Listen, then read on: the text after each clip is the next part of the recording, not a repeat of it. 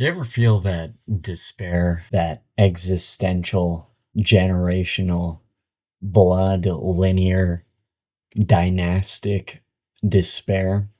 The despair that you in this world, in this life, will never find a mate worth mating, and you're gonna die childless and alone. Yeah, me too, brother, me too. It happens to the worst of us and the best of us, but the worst of us. Anyway, that's what this video is about. I'm going to be giving you some advice on how to prevent this temptation from becoming a regular sort of rumination, some advice on how to stop the issues that you've been experiencing in dating. But I want you to take this video less as a kind of, gospel truth, just axioms of dating, and more as a motivation for how to fix your mindset when it comes to this sort of thing. I tell you what, I've educated myself on this topic pretty well, so listen up, buckle in, it's going to be a long one. All right, buddy? I'm going to start off with diagnosing the various problems that men have, and then toward the end, it will just be straight how to fix all of this, like actual practical, hard, actionable tips. Actually, before we get to the problems, the very first thing you need to understand is if you're tempted to think that maybe marriage isn't for me because all these women keep turning me down, or they don't turn me down, they agree to go out with me and then they dump me, and that's getting to my head and affecting how I think about life. The first thing you've got to remind yourself is women are attracted to men. It's just plain and simple. Women are attracted to men. They're not only attracted to the top G Kratos archetype, the hyper masculine, rip people's heads off. It never has any sort of fluid come out of their eye. They're not attracted to a cartoon man.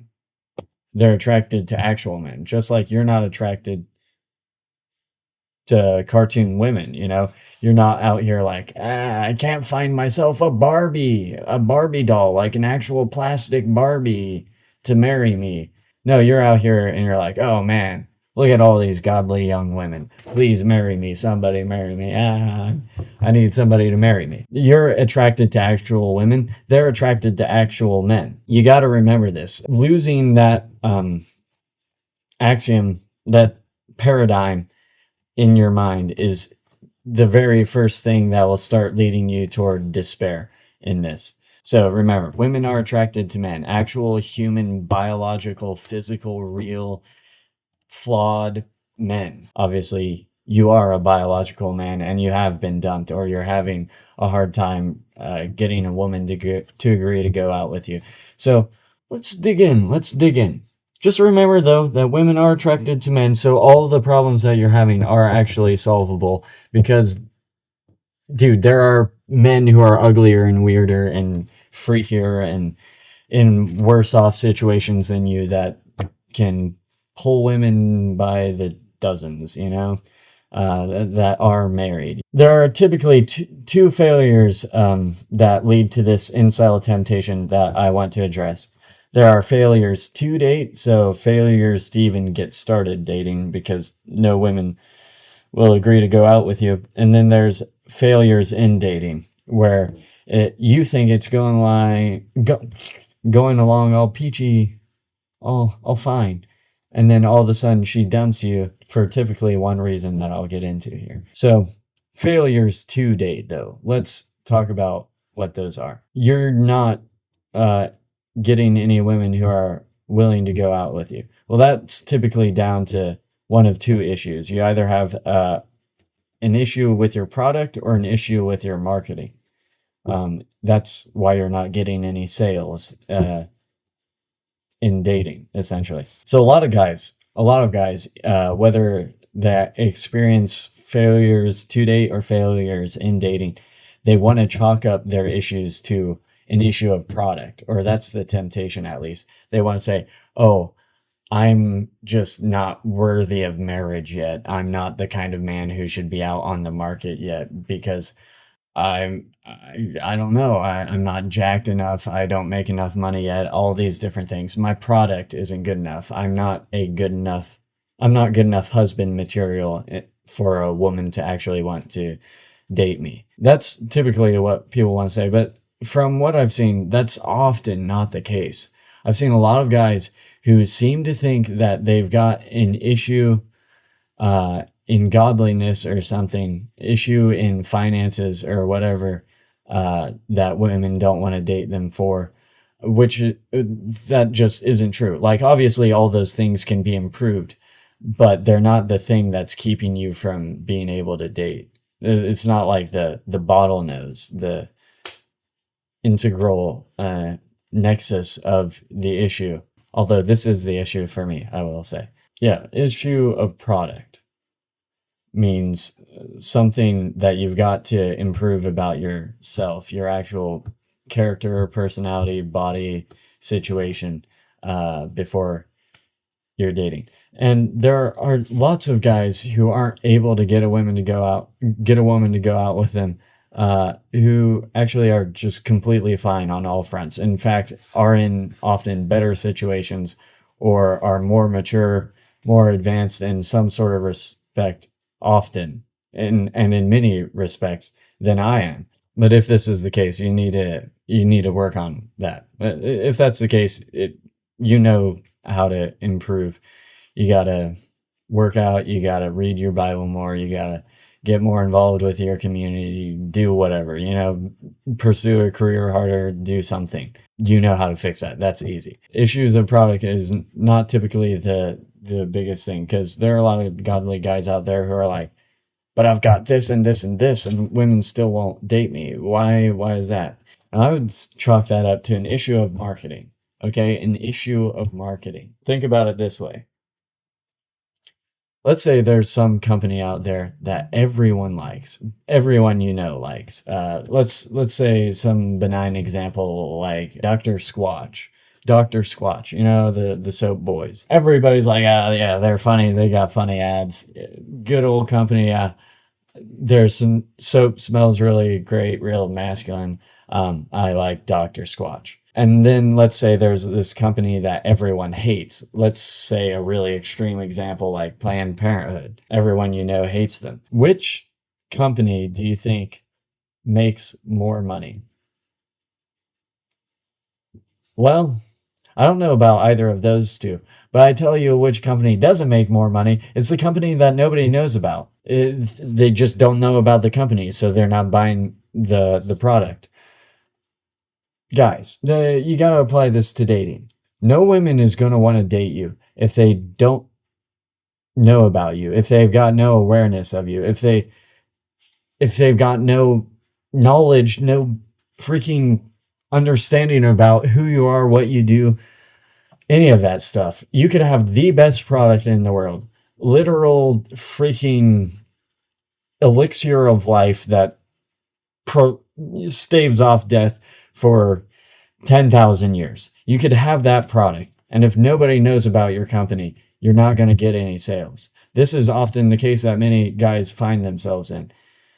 They're not a Planned Parenthood. They're more of a Dr. Squatch. But even the Planned Parenthoods, even the real, not bad boys, but actually bad human being males who people know about, who get out, who do stuff with their lives, and people know what they do because it shows up in the news. They're committing crimes. People like Brian Koberger, freaking Luigi Mangione, goes out and murders a healthcare CEO, and you got freaking women pining over this guy because now they're aware of him. They're not pining over you, though, because they're not aware of you.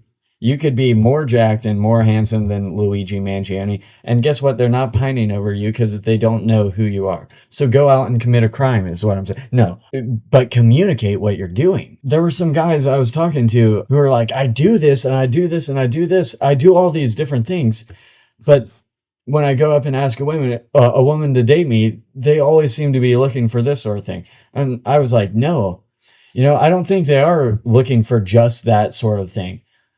I think what's going on is they don't know that you're doing all this different stuff because, one, maybe you're not mentioning it in conversation, or maybe you are, and it's coming off as you're just bragging. You're spouting a bunch of words of trying to convince them, like really desperately trying to convince them that, hey, I'm good spouse material.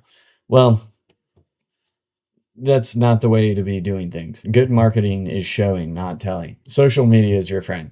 There are lots of friends that I have back in Moscow that I know absolutely nothing about right now, and I often forget to, hit them up and ask him what's going on because I just don't see.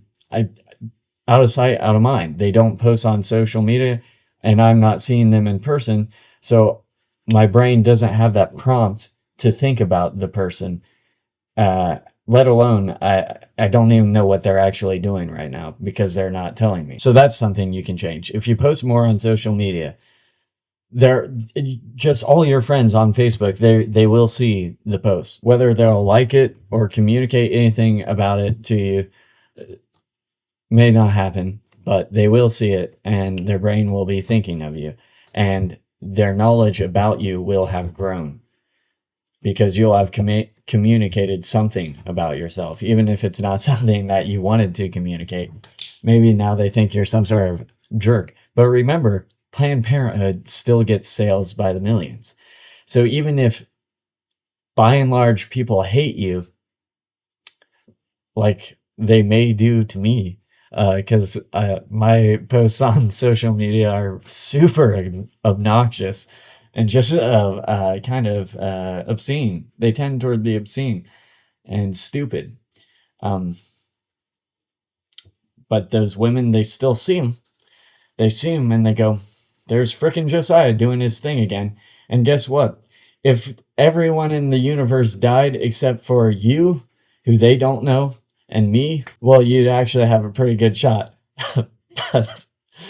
but all things aside, if they had to make an instant choice between the guy they know is kind of obnoxious, but that they at least know what he's doing, and then you, this guy they've seen at church once or twice, who's looked over at them and been like, wow, that's a hot Christian lady. Wow, she's actually really hot. Oh my goodness, she's hot. You're doing that sort of thing.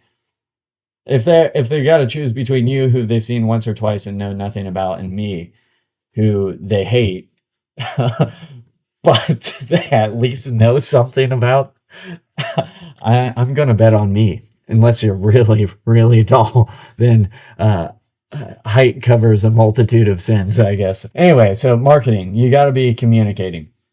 It doesn't have to be on social media if you're just out in the community doing tons of stuff. Before I was on social media, I still had pretty good marketing because I was always involved in stuff. Lots and lots of plays. Like there were times in my life I was involved in 4 to 5 plays at one time. That, like, there was a week I would go to freaking all these different things, plus being involved in choir, plus going to every singing event I could, plus going to Sub Night and all these different things, plus going to school, plus going to work. I was just everywhere. I'm everywhere. I'm omnipresent. Okay, you gotta be out. You gotta be doing things. You gotta be more than that. What's way more important than being out there and doing everything for our issue here, your failure of marketing, is to be seen and observed by women doing those things. If you can do that, then you don't have to post about anything. You don't have to tell anyone about anything because they have seen exactly you doing that. They've seen it. They know what you're doing. And they've seen how impressive it is. Any girl who goes to a play I was cast in for the last couple of years can see me up on stage being charismatic. People say, I have a tendency to occasionally steal a show. I'm a kleptomaniac when it comes to stage plays. That's a banger line. Okay, don't tell me that's not a banger line, because it's a banger line. I'm a stage kleptomaniac. Brilliant. They can see me up on the stage with zero social inhibitions, just kind of doing whatever the crap came to my mind. And they can be like, wow, this guy's super annoying. Or they can go, wow, this guy's funny and charismatic and pretty cool. Either way, they can't be indifferent about me, which is the worst thing to be. Indifferent or ignorant of someone is the worst thing a woman can be. They got to be polarized one direction or the other. A, I don't like this guy, or B, this guy's got something going for him. This guy's got something going for him. Okay? So market. Get out there. Be seen. I'll get into some even more practical tips at the end of this, because I tell you what, there's so much you can do. There's so much you can be doing, and you're not doing anything. You haven't posted on social media for the last 4 months, dude. And when you did, you just posted a picture of a sunrise. Dog, that's not communication. You're not telling anyone anything about yourself, except that you're a vanilla puppy. Okay? Puppy. Stop being a vanilla puppy. Okay, now we get to our second half here. Failures in dating. Avoidable failures in dating. Because if you just don't click with a girl and one or both of you end it because of that, that's one thing. It's completely different to think everything's going brilliantly and then she crashes the relationship into a tree and says, actually, I just didn't feel anything. You didn't. I wasn't feeling a spark. I wasn't in love with you. I wasn't. Okay?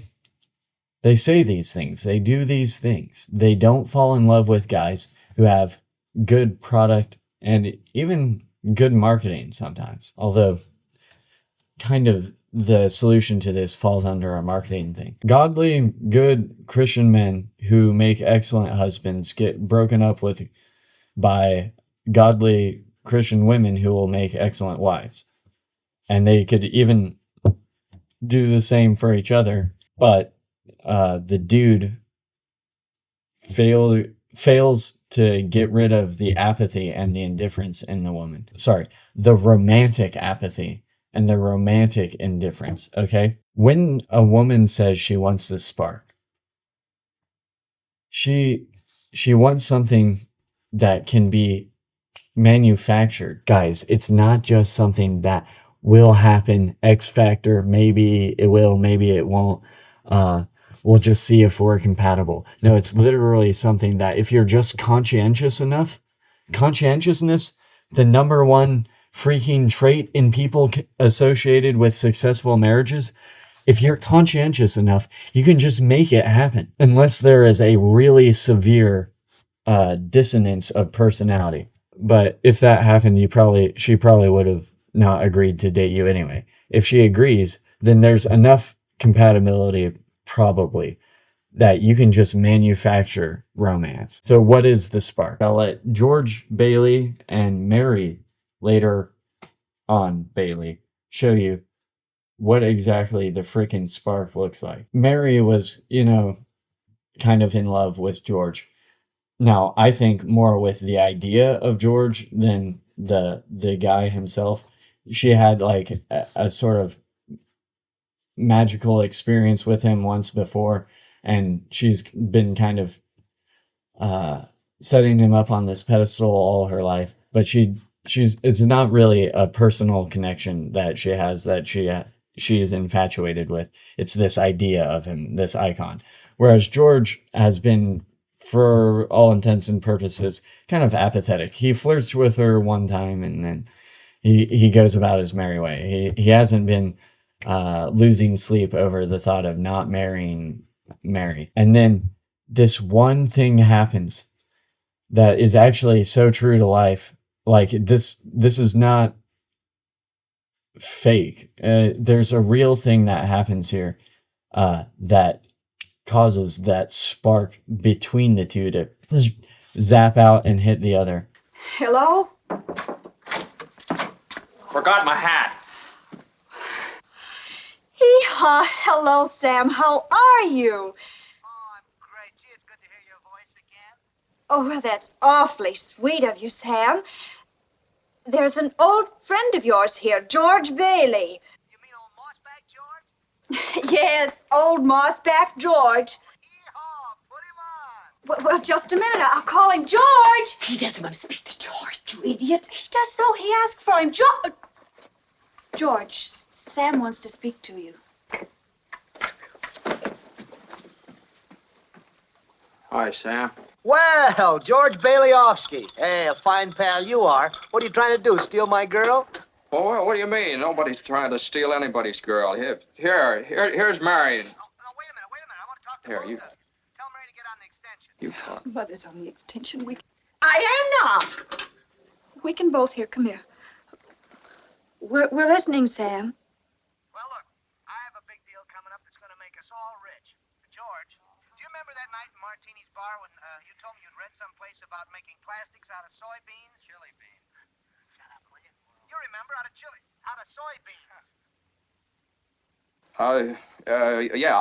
Yeah, soybeans, yeah. Well, listen, Dad snapped up the idea, and he's going to build a factory outside of Rochester. How do you like that? Rochester? Well, why Rochester? Well, why not? Can you think of anything better? Well, I don't know. Just why not right here? You remember that old tool and machinery works? Well, you tell your father you can get that for a song, and all the labor he wants, too. Half the town was thrown out of work when they closed down. Was that so? Well, I'll tell him. Hey, that sounds great. Ah, baby, I knew you'd come through. Now, here's the point. Mary, you're in on this, too. Now, listen. Have you got any money? Money? Yeah. Well, a little. Well, now, listen. I want you to put every cent you've got into our stock. Do you hear? And George, I may have a job for you. That is, unless you're still married to that broken-down building and loan. Well, this is the biggest thing since radio, and I'm letting you in on the ground floor. Oh, Mary. Well, I'm here. Will you tell that guy I'm giving him the chance of a lifetime? Do you hear? The chance of a lifetime. He says it's the chance of a lifetime. Now, you listen to me. I don't want any plastics, and I don't want any ground floors, and I don't want to get married ever to anyone. You understand that? I want to do what I want to do. And you're... George.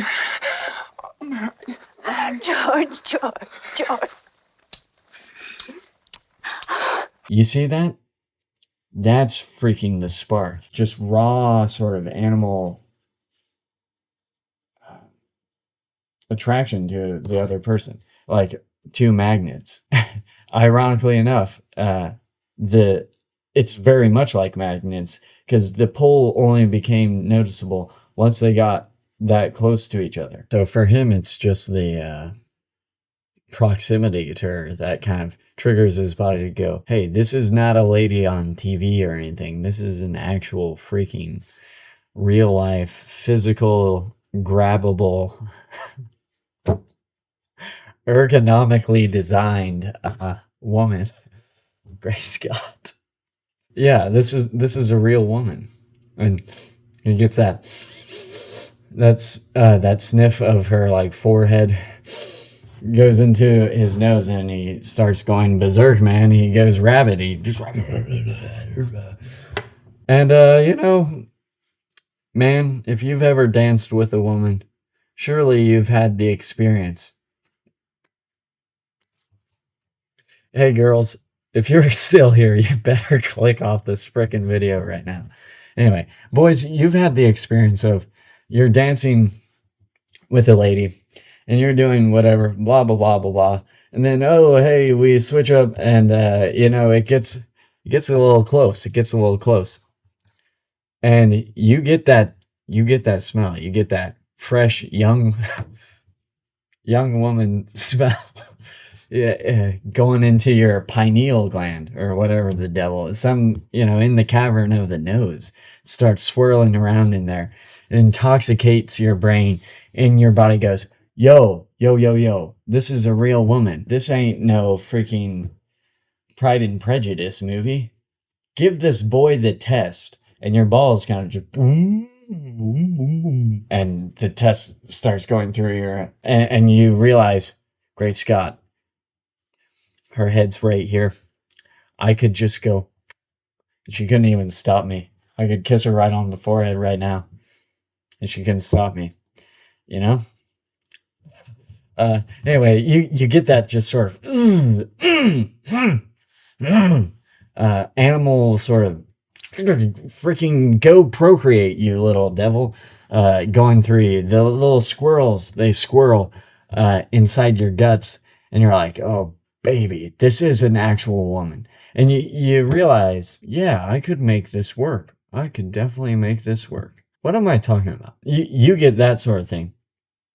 Well, maybe it works similarly for the woman as well. Maybe it's partially related to smell and proximity. But for her, the moment that she goes from, oh, George Bailey, oh, hey, inside jokes, you want to play around, George Bailey, you know, flirtatious mood, to like raw man and woman dynamic, is when she, when he grabs her and he just like hauls off and kisses her, she falls for him like a ton of bricks. Boom. She goes from, this is a nice guy, to, I need to marry this boy instantaneously. And so they do. That's like the very next scene. They get married. And let's get into why that is. It's because he gives into his sexually masculine frame. He asserts himself. He bends the world to his own will. He becomes his own master. He becomes self-possessed. He becomes unlimited by social and societal constraints. He becomes somebody who, if he wants to do something, he's going to do it. He's going to grab her. He's going to kiss her. And he's going to confine her into this feminine frame by sheer tyranny of will, because he's a man. Okay? And that's where she's like, frick, this is the dude. I need this man. I need this man. Anyway, you need to start inculcating that sort of attitude in your own life. Agency, gravitas, and play. Have a sort of presence that is felt in the world. Know yourself, and to show other people that you are going to do what you think is right, what you want, what your will decides to do will happen in the world. You have ultimate self-mastery. You can't be led astray or led into anything by the nose by anyone or by anything.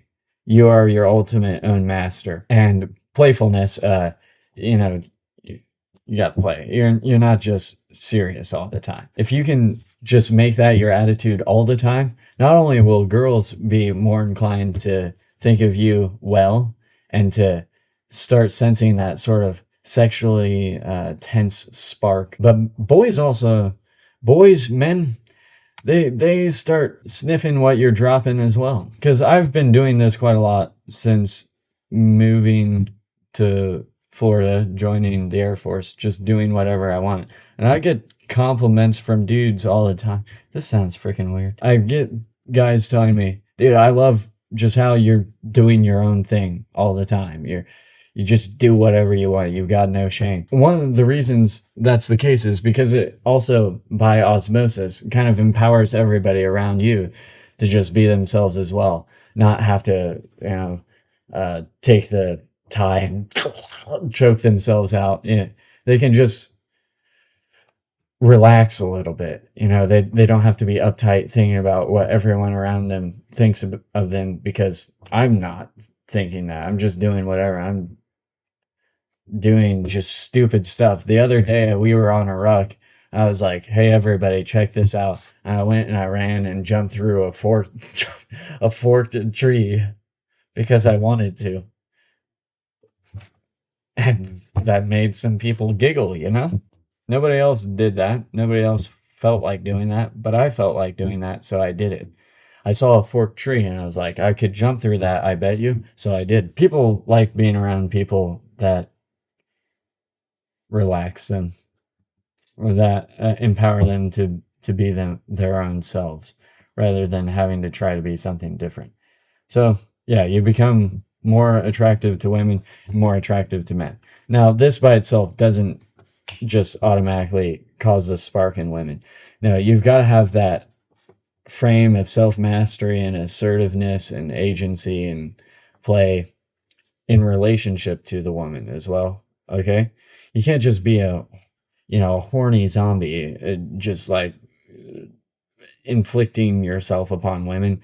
But you cannot be pretending like you're there to be your friend. If you're just sitting there polite and like, oh, and let me tell you about what I did the other day as well. What did you do the other day? Oh yeah, well, and you're just interacting with her like you would one of the boys. You're trying to engender a friendship. You're not trying to engender romance. You got to take that frame and then apply it to making her feel your attraction, whether that's, just dancing with her at random times, just looking deeply in her eyes and like showing her that you find her quite the gal. Doing all these sorts of things. I can't explain it in a way that's not cringy. You just have to go live it out. There are loads of movie scenes out in the world where they demonstrate this. The George Bailey scene is one where, they go from interacting with each other on a bipedal carbon unit level to interacting with each other with that sexual tension as man and woman. And you've got to figure out how to inject that into your dates with women. Otherwise, if they don't start feeling that spark, come on, dude, I wouldn't want to marry you either, man. That's about it. I can go back to the marketing thing and give you some more tips on that now that we're at the end of the video. Now that we are at the end of the video, just keep in mind, women are attracted to men, so assert yourself in a masculine frame on the world at large, and then let that bleed into you demonstrating your attraction for the woman. And also, you probably don't have that many issues with your product. You have quite a lot of issues with marketing. So I'll give you some tips. In your posts, don't be posting sunsets and stuff all the time. They're great just to let people see that you exist. But you ought to be posting things that you're achieving. You want to let people be able to find and see and know and acknowledge and even support you, or see other people supporting you in your achievements. If you're in a play, post something about the play and sort of on the side insinuate how well you're doing. Unless you're posting for comedic effect, don't just post brags. Don't post boasts. Post about something and then subliminally brag. I'm so proud of how my fellow track athletes are doing, because right now we're at internationals. We're competing against Zambia, and my friend over here ran a 3:22 on the 400 meter. Now I can never do 400 meters. I'm more of a 100 meter guy myself. You have a little post about something, but really all you're saying is, hey ladies, I'm a freaking fit athlete with, I'm an actual physical specimen that's out here conquering the world. I'm over in Zambia. I'm in internationals for track and field. I'm freaking sweet. That's really what you're communicating about yourself. So proud of my company for hitting their marketing, their sale goals, their revenue goals this year. So honored to be the creative team lead at such and such a company. So they see, oh, he's succeeding super well in a company that's succeeding super well in this world. You're communicating that you're a fresh piece of meat, if you catch my meaning. Hey, ladies, objectify me, is what you're saying. Also, Facebook stories. Facebook stories are pretty neat, because I tell you what, if you click on your Facebook story, you can see all the people who have viewed it as well as reacted to it. And so you can see, oh, look, all of these young ladies and my friends are repeatedly viewing my material. And so, maybe they're not reacting to it or anything, but they know I know for a fact that these women know thus and such about me, that they're gaining all this info about how well I'm doing. So that's a cool thing. That's just a fun little tip on the side, is you can see exactly who has viewed your Facebook stories. So you should use those and see who's interested in keeping up with you and who hasn't been informed of what you're doing and who you are now informing. So, anyway, boys, fight the incel temptation, put it to death, be a freaking Chad, progenerate a freaking bloodline of little Chads, absolute weapons, absolute units, freaking arrows that pierce the target that you can shoot out of your quiver. I mean, boys, oh boys, let's start some freaking kingdoms. Let's spew them from our balls.